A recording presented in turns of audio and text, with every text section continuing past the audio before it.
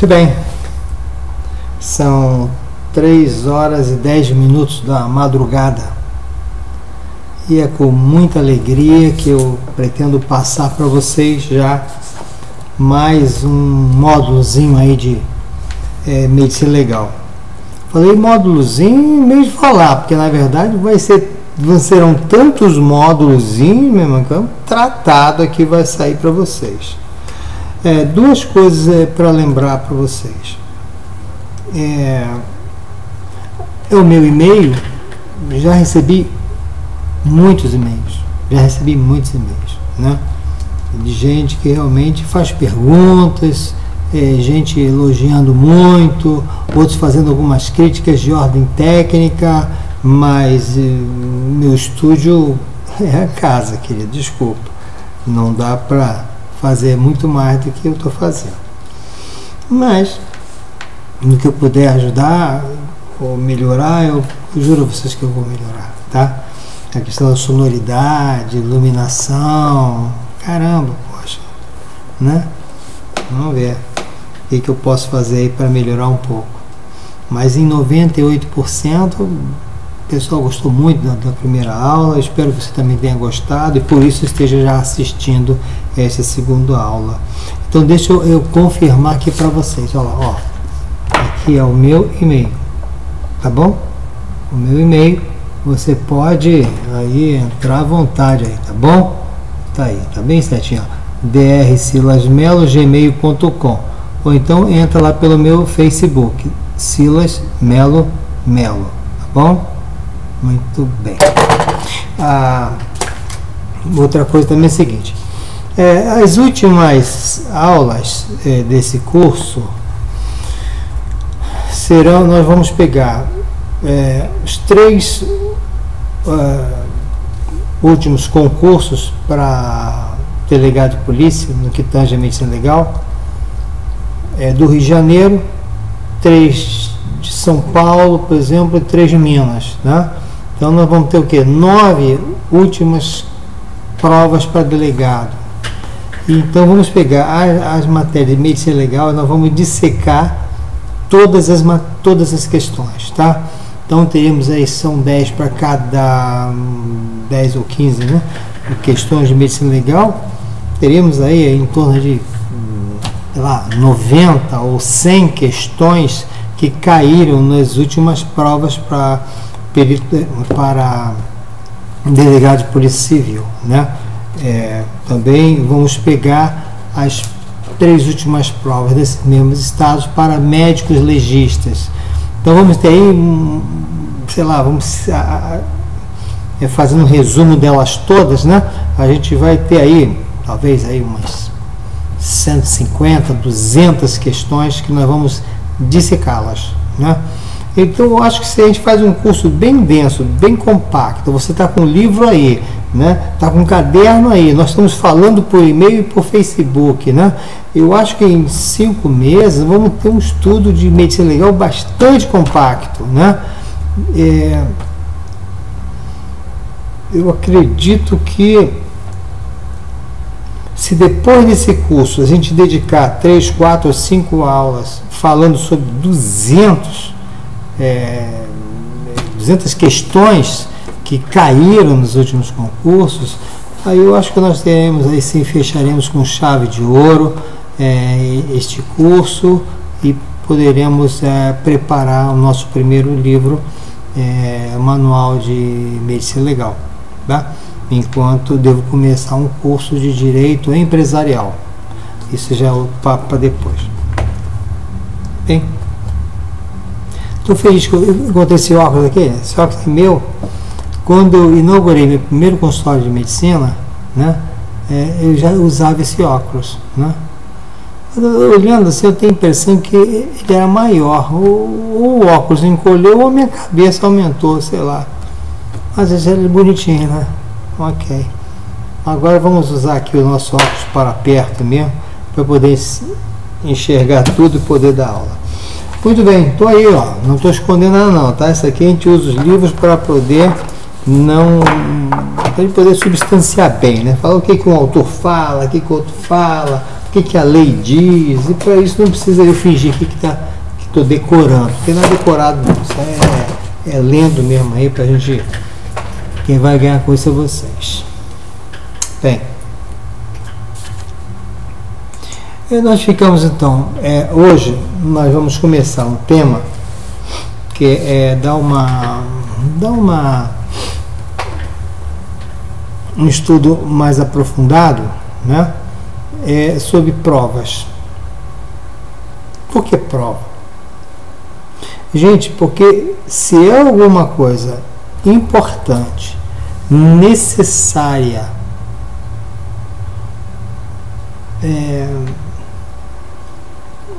diria assim, de um valor inestimável, né?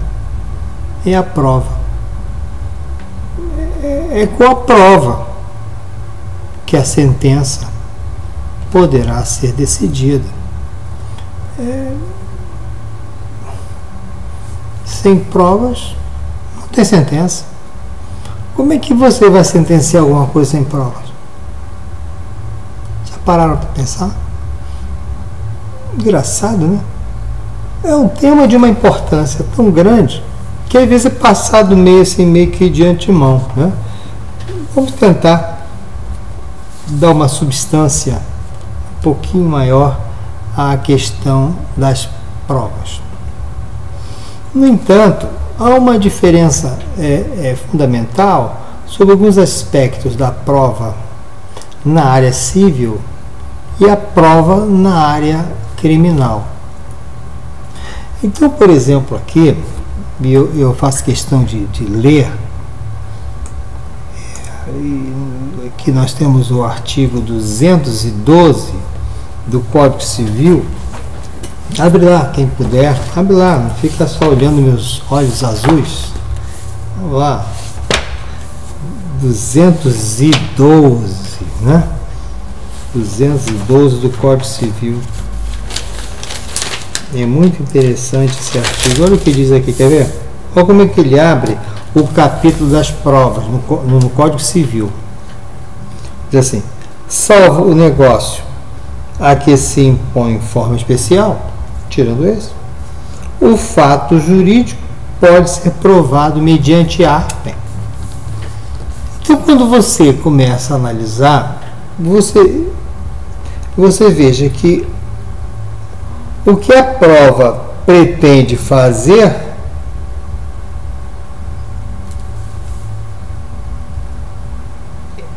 onde você tem o objeto da prova, né, é o fato jurídico.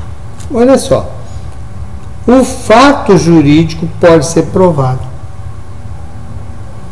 A intenção aqui é fazer com que o fato jurídico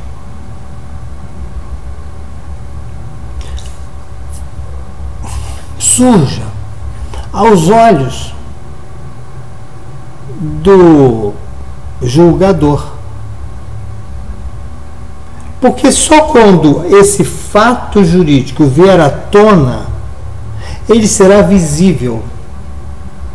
E quando o fato jurídico for visível, está provada a sua existência.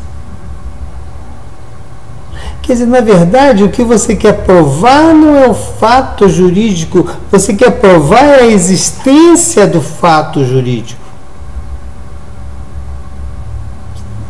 Entenderam? Já tinham pensado nisso? Eu vou oferecer uma prova. Que prova, cara? Você vai fazer o seguinte, você vai fazer surgir aos olhos do Estado um fato jurídico. E quando esse fato jurídico surgir aos olhos do Estado, está provada a existência desse fato jurídico. E eu, então, em função da minha participação nesse fato jurídico, eu estarei absolvido. Então, estarei agora condenado. É claro que se eu estou tentando me inocentar, eu vou buscar mecanismos de evitar que os fatos jurídicos surjam aos olhos do Estado. Entendeu? Porque se os fatos surgirem aos olhos do Estado, for evidente, neste caso, a minha verdade caiu por água terra. Então, quando eu falo de provas, eu falo de mecanismos de fazer fluir aos olhos do Estado um fato jurídico que eliminará qualquer dúvida quanto ao autor, quanto ao réu. E diante dos fatos jurídicos manifestados, não haverá mais argumentação. Então, peraí, então a prova, ela afasta as argumentações falsas. Os fatos jurídicos aflorados é o limite, impõe limites a argumentações chulas e mentirosas. O fato jurídico provado sequer permite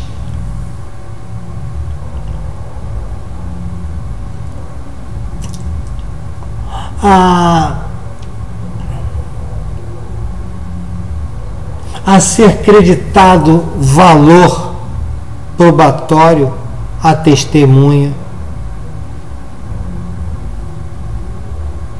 à confissão. Não há pressuposições, nem documentos. Porque o mais importante de tudo, quando você fala de provas, é que o fato jurídico surja na frente do Estado. Eis aqui, Estado, o fato jurídico. E diante do fato jurídico, não tem testemunha, não tem documento, não tem coisa nenhuma, não tem argumentação alguma. Diante de um fato jurídico, não há argumentos. Alguém diz, né, que contra fatos não há argumentos, não tem isso? Mais ou menos essa ideia. É que, segundo o artigo 212, vai assim, salvo o negócio a que se impõe uma forma lá especial, não interessa nesse momento, ele diz assim, o fato jurídico pode ser provado de algumas formas. Está lá no artigo 212. Então, o que se busca na prova é fazer surgir, como quem surge da escuridão ou debaixo das terras, né? Alguma coisa. O que surgiu aos olhos de todos? O fato jurídico. Pronto. Provar é desnudar o fato jurídico, impondo a ele ser visível ao Estado. Mais ou menos assim. Beleza? Posso ir? Bonito isso, né? Isso é bacana. Então, como é que você pode provar a existência do fato jurídico?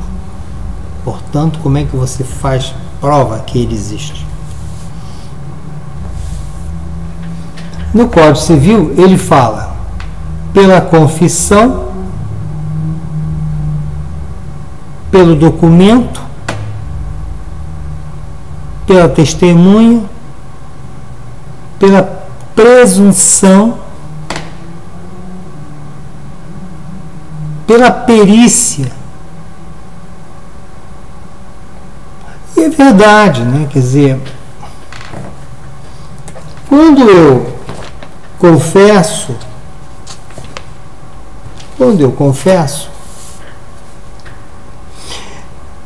eu quero dizer o seguinte, olha, me foram alegadas questões e eu não vou nem poder me defender, porque por um motivo ou outro, me interessa logo que os fatos jurídicos venham à tona.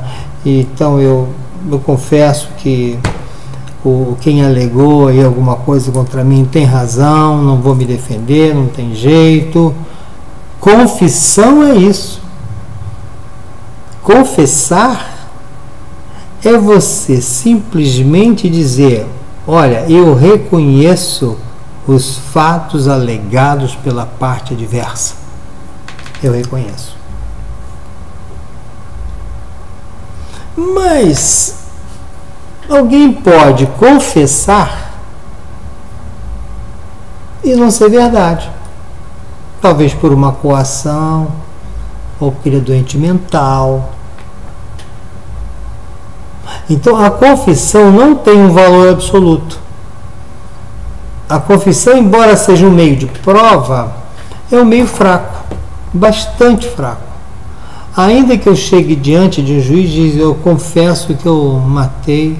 Aliás, recentemente, não sei se estão vendo um maluco aí que diz que matou não sei quanta gente, 40 pessoas e tal, né? A cara do cara, a gente não. Quem olha aquele fulano diz: eu matei 40 e se eu for preso e quando eu sair vou matar mais, comigo é assim e tal. Eu acho que ele é um doente. Eu acho que ele não matou essa turma toda.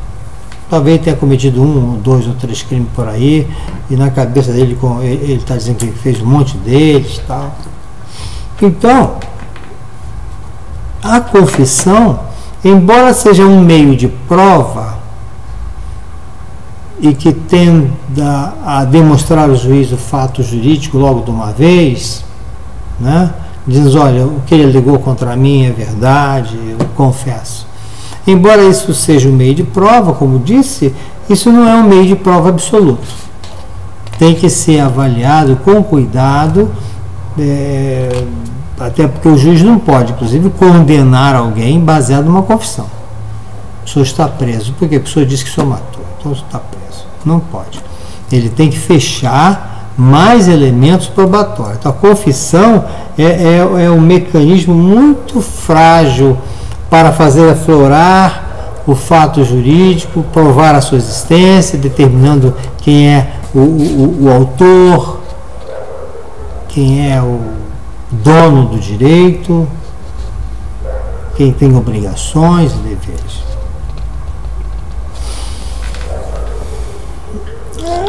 A forma de prova que está no artigo 212, no inciso 2, é o documento.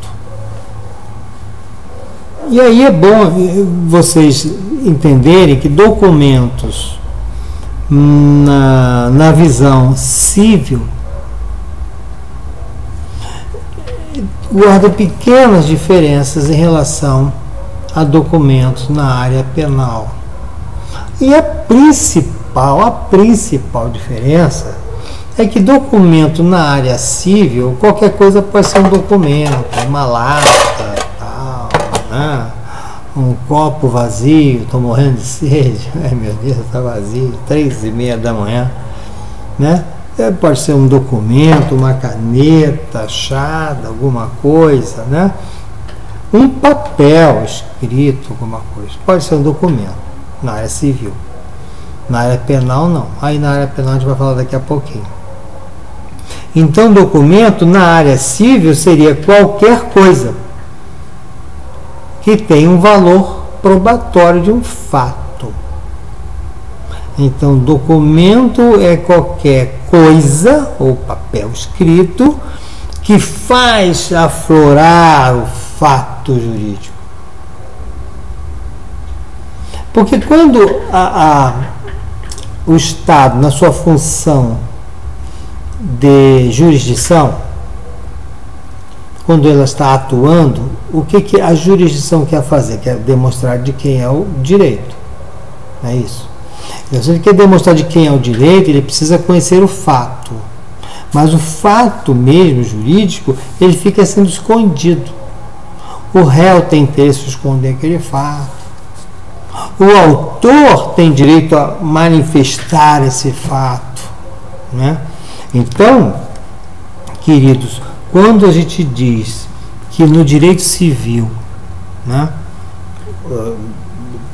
tudo é um documento, eu estou querendo dizer que qualquer elemento é capaz de fazer surgir aos olhos do Estado o fato jurídico. E quando surge aos olhos do Estado o fato jurídico, ele então pode determinar quem seja o dono, o titular do direito.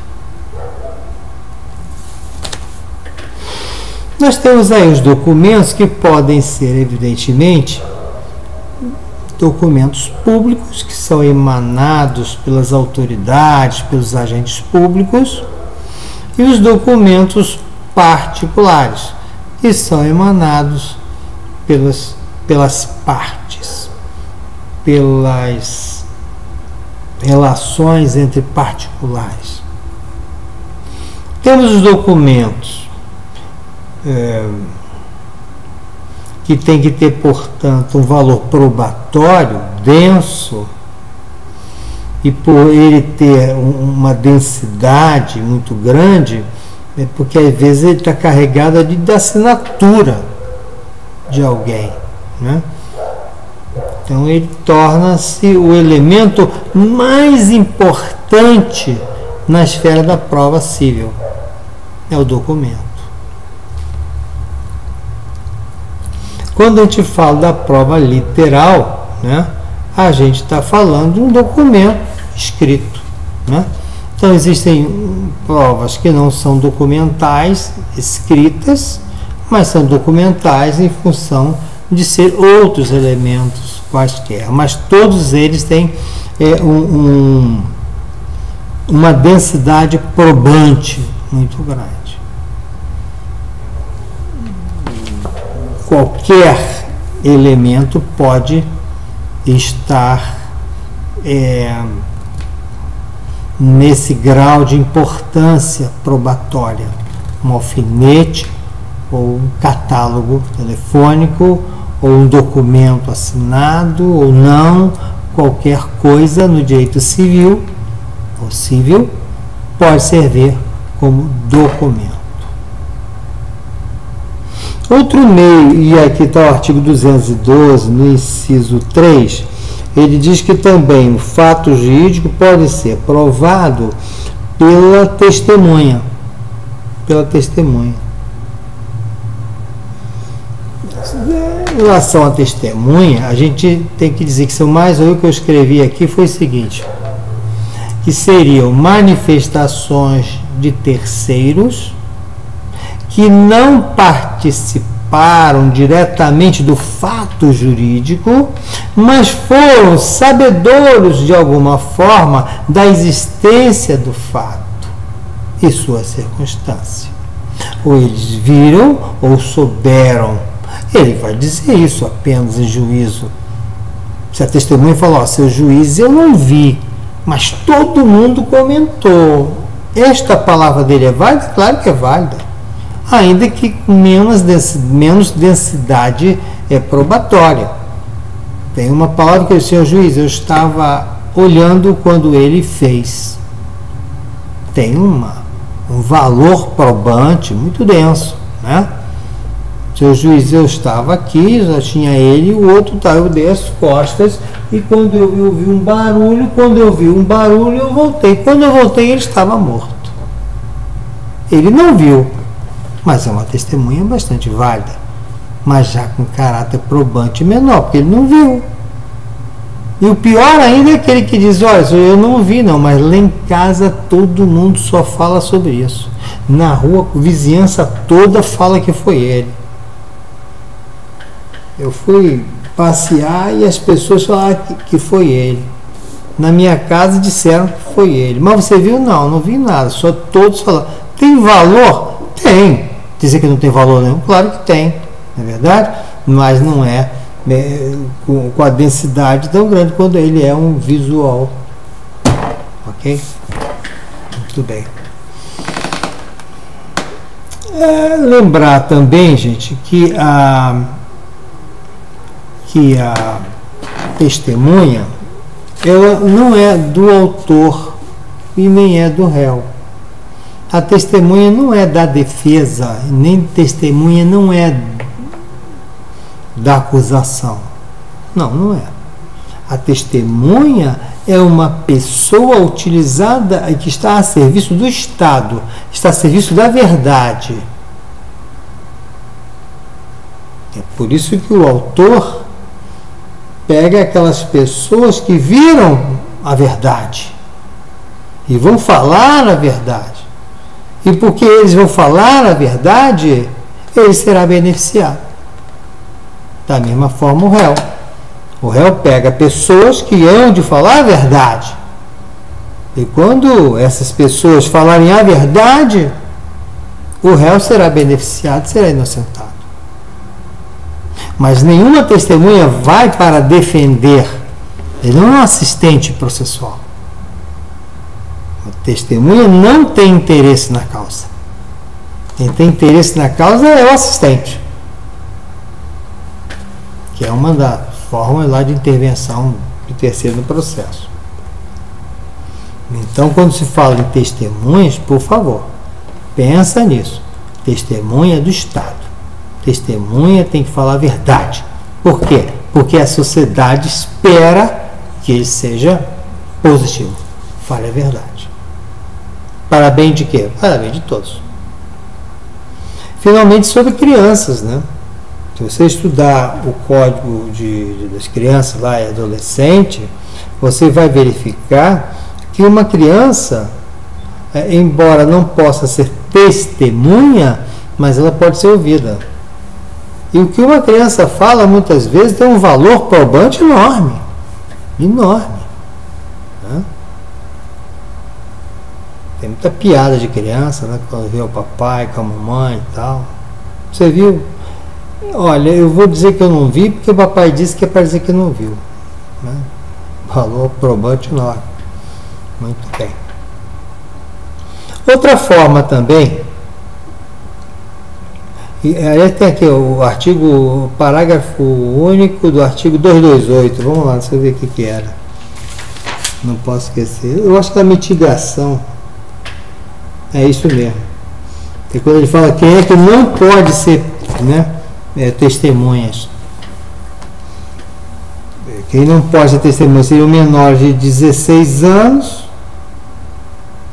aqueles que por enfermidade ou retardamento mental não tiverem discernimento para a prática dos atos da vida civil, os cegos e surdos. E quando eles não podem, só quando a ciência do fato a que se quer provar dependa de a pessoa ver ou ouvir. Se não vê, se não ouve, não pode ser testemunha. O interessado no litígio não pode ser testemunha, claro, o cara ele é testemunha do Estado.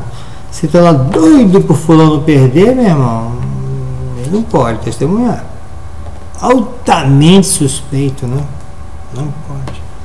Cônjuge, ascendente, descendente, colateral até o terceiro grau, não pode ser testemunha. Mas isso aí guarda uma certa obviedade. O que tem isso a ver com perícia? O que tem a ver com perícia é que, quando lá no banco do réu, ou numa audiência, né, poder-se-á requisitar uma perícia. E esta perícia vai determinar o grau de capacidade de entendimento, vai determinar se ele é surdo mesmo, se ele é cego, são perícias, etc, etc. A perícia ela tem importância para auxiliar o juiz a quê? A demonstrar qual seja a verdade dos fatos jurídicos. Quer dizer, a perícia, ela levanta, tira debaixo das terras e faz aparecer o fato jurídico.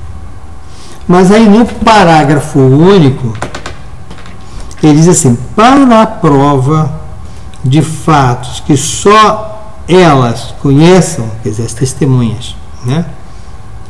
pode o juiz admitir o depoimento das pessoas a que se refere esse artigo. Quer dizer, embora essas pessoas não possam ser testemunhas, que não podem ser admitidas como testemunhas, mas elas poderão, se só elas podem responder sobre determinado fato, você tem que mitigar, portanto, isso e dizer, olha, eles podem depor. Ele já não falou aqui testemunhar. O verbo aqui é para a prova de fatos que só elas, as testemunhas, conheçam, pode o juiz admitir o depoimento, não o testemunho, o depoimento.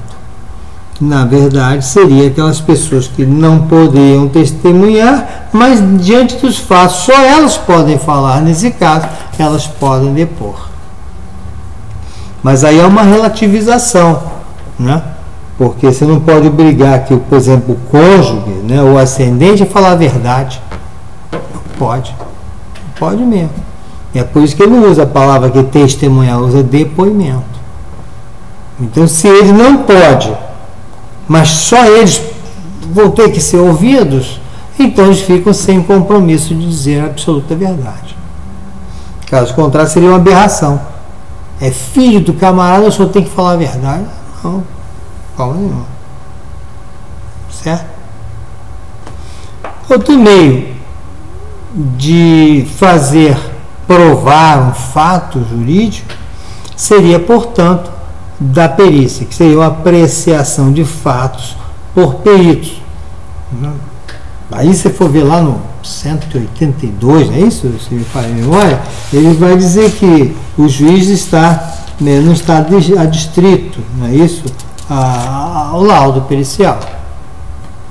Então, o laudo pericial ele tem um valor relativo. Você veja que quando você fala em termos de prova, a gente vai juntando os caquinhos, né? Algumas verdadezinhas foram tiradas dali, outras daqui, e você vai juntando um grande quebra-cabeças. Olha, não há a menor dúvida. É o caso daquele goleiro Bruno, né? Que deu os ossos, né? O sangue, que deu o corpo, não sabe. Mas uma história aqui, um depoimento ali, uma coisa ali, outra acolá, não tem um objeto, mas pode ser feito um julgamento. Até que ele foi preso por homicídio. Ninguém viu quem foi que ele matou, na verdade. Muito bem.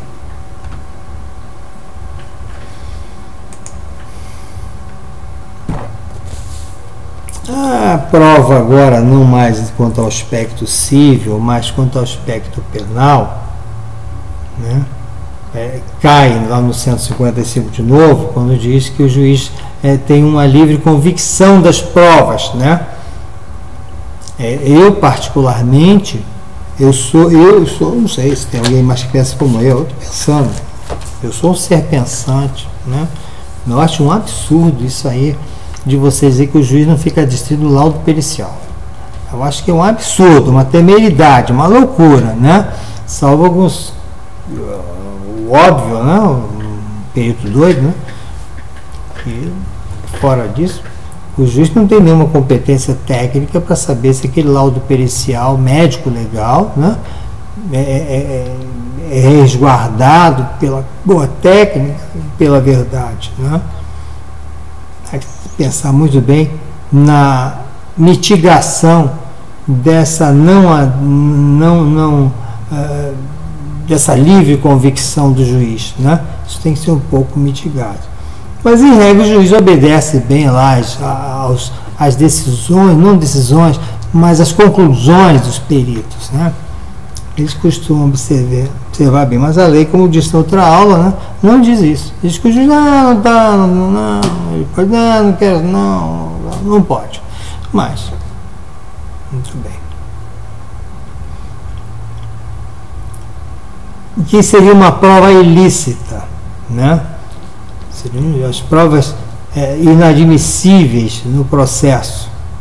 Uma prova ilícita é aquela que é obtida em contraposição ao próprio preceitos constitucionais. A prova ilícita. Uma prova ilícita que faz demonstrar uma outra prova, essa também será considerada ilícita. Por exemplo, é uma contaminação. Você tem uma prova que foi obtida de forma ilícita, né? E a partir desta prova obtida de forma ilícita, você pode provar também outras circunstâncias, né? Então, se esse fruto aqui é contaminado, esse contamina o outro também. É aquela questão da árvore contaminada, nascem frutos contaminados, tal. Lembra Jardim da Eva, né? A Eva comeu lá o fruto, aí Adão também comeu, essa cadeia danada, e não estão aqui tendo que aturar a corrupção da Petrobras. Pois é, então, em relação às provas, né? Uma prova que é adquirida de forma ilícita, contrária às normas, aos princípios, essas provas não podem ser aplicadas ao processo. Também as provas que vierem a partir desta prova ilícita também não poderão ser aplicadas, o processo poderá ser anulado. Muito bem.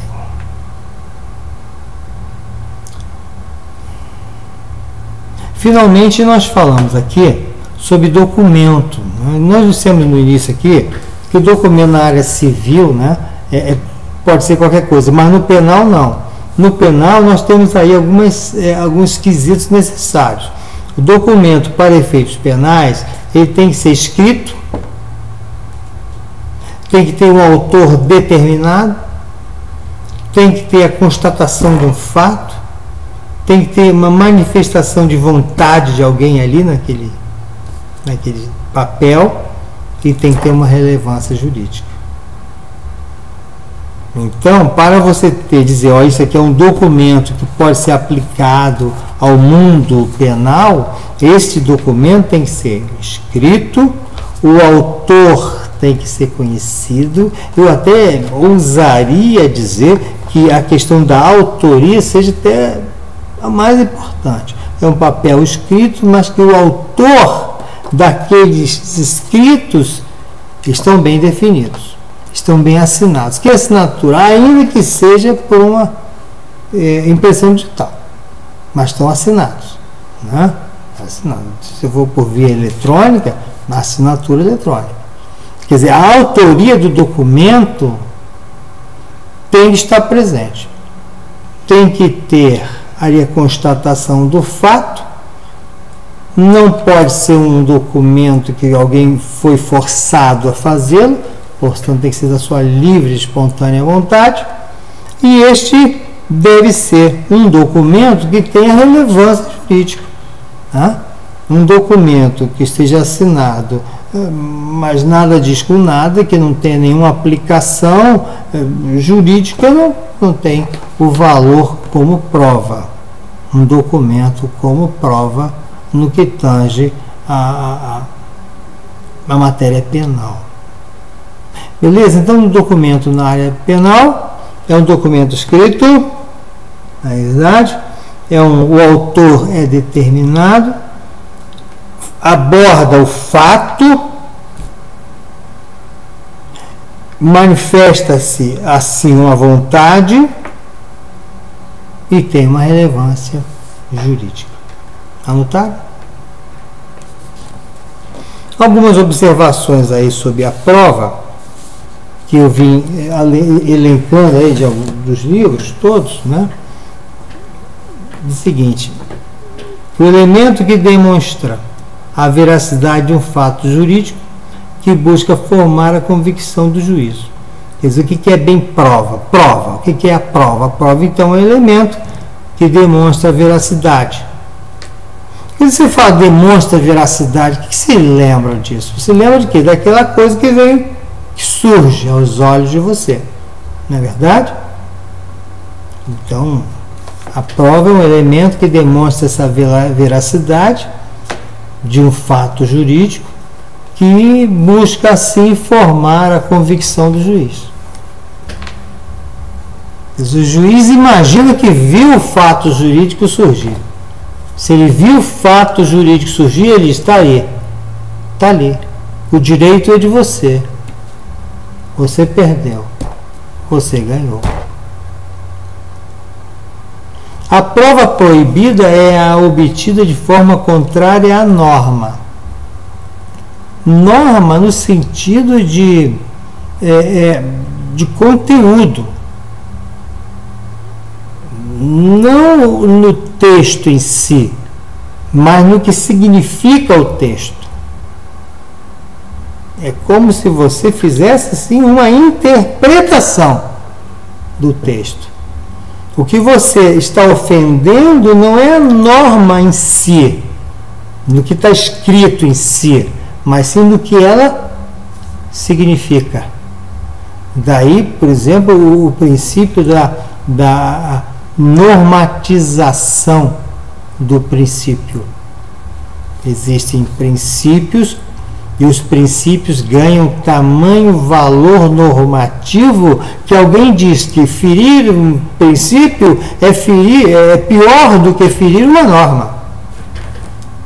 Que norma escrita?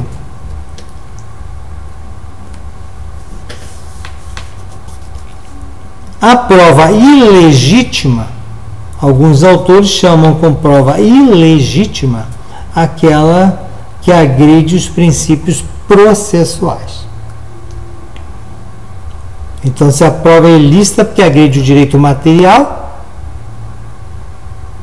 e se a prova é ilegítima, se diz que ela é ilegítima quando ela agride a princípios processuais. Outro argumento, outra observação que eu fui aqui é o seguinte, que o exame pericial sobre a pessoa exige consentimento do examinado, né? O perito legista não pode examinar à força ninguém. Eu me lembro que em alguns casos no ML, de pessoas evidentemente vivas, né? Eu perguntava se me permitia fazer o exame, às vezes o exame íntimo, né? E só se eles permitissem. Que a permissão é fundamental. É claro que, por exemplo, alguém é demandado dizendo, olha, você é meu pai, eu queria que você colhesse sangue, porque se você colher sangue eu vou provar que você é meu pai. Vai colher meu sangue não. Quer dizer, pode obrigá-lo a colher sangue? Claro que não. Mas a própria negativa dele já pressupõe uma certa veracidade do autor. Não é verdade? Aliás, sobre isso vamos falar quando for falar sobre paternidade. E, finalmente, a prova emprestada. Quer dizer, a prova emprestada é quando você tem uma prova num processo e aqui você tem outro processo. Olha, eu vou usar neste processo aquela prova lá que utilizamos num outro processo, trazê-la para cá. Isso o STJ já aceita bem essa prova emprestada. A única observação que ele faz é que o juiz não pode dar uma sentença baseada única e exclusivamente numa prova emprestada. Ela tem que vir somar em outras circunstâncias nesse processo. Entendeu? Caso contrário, não. O juiz, eu vou condenar você porque tem uma prova lá no... Não pode. Ele pode até trazer provas de outro processo para esse, né? As partes, né? Pode trazer provas de outro processo para esse. Mas este processo vai se juntar com os outros atos, outros elementos probatórios para então condenar. Ok? Prova emprestada tem esse pequeno detalhe aí para vocês. E finalmente, nós vamos começar só o tema, só vamos abrir o tema, mas não vamos desenvolvê-lo, dado o avançado da hora. Já vamos dar aí já quase 35, 40 minutos lá de aula. Nós vamos apenas começar o tema que é muito importante, aí começamos a entrar realmente na questão médico-legal, né? Que é os documentos médicos legais. Isso é muito importante. Isso aí eu vou pedir licença a vocês para só dar essa introdução e eu ir dormir, porque são 4 horas da manhã. Muito bem. Os documentos médicos legais, segundo o autor que eu gosto mais, já cansei de falar, que é o Genival Veloso, né? E o meu amigo Roberto Blanco, né? Os documentos médicos legais seriam notificação, quer anotar aí? Pode anotar, pressa não. Tá aquele cadernão aí, poderoso, tá? Documentos médicos legais, notificação, atestado, prontuário, relatório, parecer e depoimento oral. Só quero lembrar aqui, olhando isso aí, que receita e declaração são documentos médicos legais. Não, desculpa, não são documentos médicos legais. Então, uma declaração aí não é um documento médico legal. Não é. Ademais, uma receita médica não é um documento médico legal. Também atestados judiciários são considerados documentos legais. Só o atestado judiciário. E a gente depois vai falar sobre o que é atestado judiciário. Que tem um atestado administrativo e tal, não é. Mas o atestado que é considerado documento médico legal, só o atestado judiciário. Vamos falar sobre ele. Outra coisa importante também lembrar, antes de dissecarmos documentos, é dar uma definição entre o que é auto e o que é laudo. O auto, ele é ditado diretamente para o escrivão. O laudo, ele é redigido pelo perito. O perito, ele rediz um laudo, mas quando você dita para o escrivão escreve, aí nós estaremos falando de auto. Agora, qual a importância disso, né? Cara, vou confessar que fica só entre nós e algumas pessoas que estão nos assistindo. Importância alguma, cara. Tremenda bobeira. Mas a prova pode dizer, é laudo, não, está errada a questão, porque não era laudo, era auto. Então grava essa aí. Tá? O laudo é um relatório que o perito faz lá nas suas próprias mãozinhas ou no computador. O laudo, o perito faz laudo. O escrivão, ele vai escrever aquilo que foi ditado a ele. Ele não faz laudo, ele faz auto. Finalmente, lembrar que eu estive lendo com Hélio Gomes, que falei que até aquele autor que eu gosto, Hélio Gomes, né, ele já classifica diferente. O nosso amigo Genival fala que a notificação, atestado, prontuário, relatório, parecer e depoimento. Não é isso? São 6. Mas Hélio Gomes não, diz que é atestado, relatório, consulta, parecer, depoimento oral. Né? Ele coloca aqui a consulta. Hélio Gomes introduz aqui uma consulta. Então vamos fazer o seguinte, quando nós formos na próxima aula, quando começar a dissecar tudo isso, a gente disseca o que ele chama de consulta. Flamínio Fávero também é outro grande autor de medicina legal, né? Ele diz, já classifica da seguinte maneira: não, para mim basta atestado, relatório e parecer. Besteira, que bobagem. Parece que é só para aparecer. Aí eu fico com o Genival mesmo, que ele bota um monte deles aí: notificação, atestado, prontuário, relatório, parecer e depoimento, né? Então nós vamos dissecar tudo isso, como é que se faz, etc, etc. Na próxima aula a gente disseca tudo isso para que vocês saiam já mais sabedores do que seja um documento médico legal.